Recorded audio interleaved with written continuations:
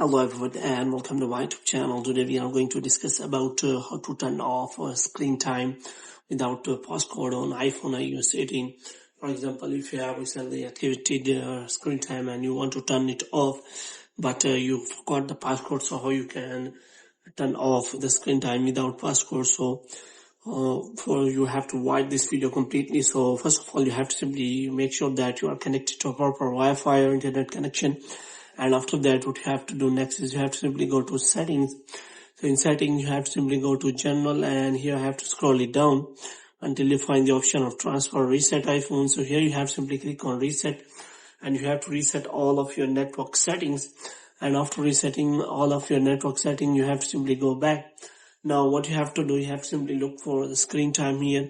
So you have to simply click on that. As you can see, it is tracking your screen time. And now if you want to turn it off, then here you have to click on turn off app and website activity. So it is asking for the passcode.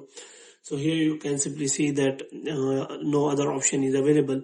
But if you turn off the screen time from here, content privacy and restrictions, so you can simply see that there is a toggle turn off. So here you have to simply make sure that you have always turn off this toggle, otherwise you will not be able to change the screen time. So here you have to simply click on turn off app, website and activity. So if you remember the passcode, then you can simply provide it here. So here you can simply see that screen time will no longer be reported and all limits and downtime setting will be turned off.